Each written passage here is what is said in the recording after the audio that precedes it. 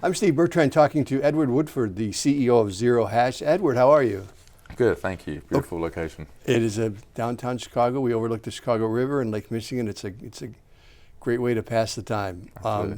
But you can spend some of my time or your time explaining to me what Zero Hash is, because and do it in maybe third grade terms, because I'm a little slow sometimes.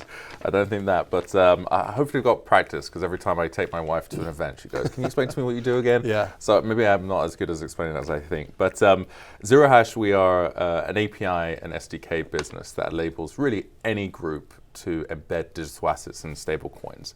So what does that mean? We provide the complete regulatory and technical infrastructure to allow, some of the leading payment groups like Stripe or brokerage platforms like Interactive Brokers to be able to offer crypto side by side within their infrastructure. Recently, we've made a big push into stable coins. So that is effectively a tokenized representation of, for example, a US dollar that can be used as a real-time payment mechanism. And so now we're working with some of the larger remittance platforms and payout platforms to leverage this technology to streamline payments. That was like 7th grade level, but I got it. But how big is that sort of sector right now? Because, it came on with a big splash.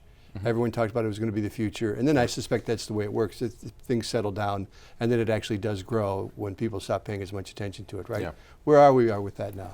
Yeah, look, so I've been in the space since 2017. So crypto years are longer than dog years, I would say, because a lot happens in a short period of time. But look, our view fundamentally has always been that crypto, and a lot of the media focuses on crypto as an asset class, but we really think of this as a technology versus an asset class. And so the way that value is transferred is starting to change. If you actually look at stable coins, like I mentioned, stable coins now are actually doing more volume on a cross-border perspective than Visa and MasterCard, which when I heard that stat, I was like, wow, that's incredible. So people are using these tools.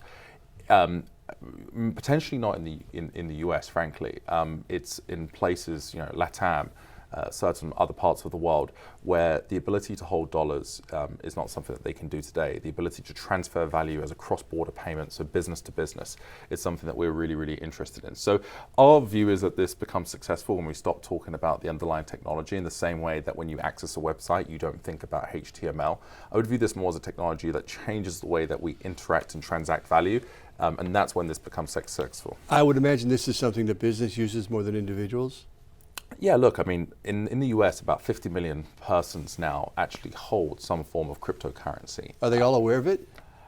Yeah, I mean, look, I think that's really, if you look at, for example, some of the biggest companies in the US, if you look at, for example, PayPal, what they're doing in crypto, they allow you to invest into crypto, but they also allow you to use crypto as a payment mechanism. This is a huge group that is leveraging this technology stack. If you look at Cash App, for example, Square, you can purchase crypto, you can do crypto roundups.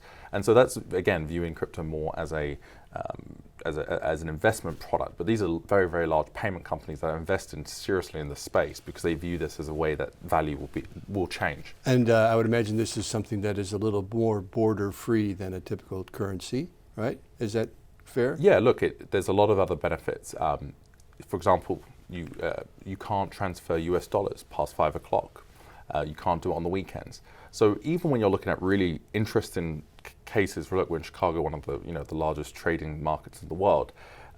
Equities, for example, is moving to what they call a T+1 settlement. So equities now will settle the next day versus 2 days away. What that introduces is the ability and the need to move money more quickly.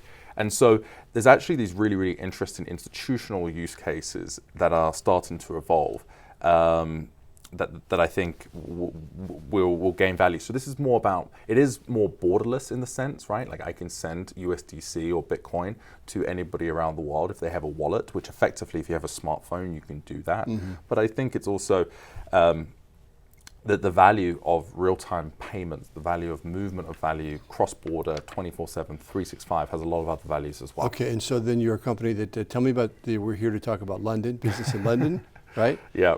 Tell me about the relationship there. Yeah, so obviously you can probably tell from my accent that I'm originally from just outside of London, but I've lived in the States for 10 years. And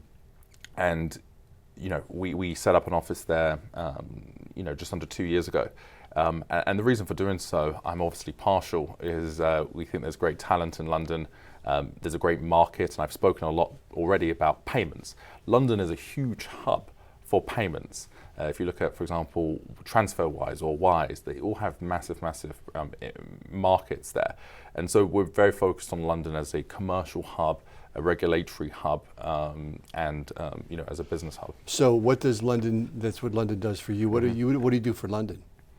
Yeah, I mean, look, that's very JFK of you. But I think... Ask not, Edward. Exactly. I think we obviously are creating jobs. We're investing in the market, and we want to grow our UK presence and business. Things need to happen to allow that to happen. I think ranging from regulatory clarity and other pieces. There's upcoming bills in Parliament around, for example, I mentioned stablecoin several times. Stablecoin legislation that's going to come out in the UK. Rishi Sunak has spoken about the UK becoming a Web3 hub, not to drop too many buzzwords, but I think we're part of that. Hopefully, part of that evolution. And 3 to 5 years from now, what do you see happening? Yeah, look, what I would like to see happen is really strong clarity, both from a regulatory and from a legislative perspective, around this new, what is ultimately technology. The UK, I think, is doing a great job with providing clarity around AI. Ultimately, crypto technology is the same thing. And so I would like to see that degree of clarity, that degree of investment, and for the UK to be that large hub for our business and many others. Edward Woodford, it was nice to talk to you. Thank you, appreciate it.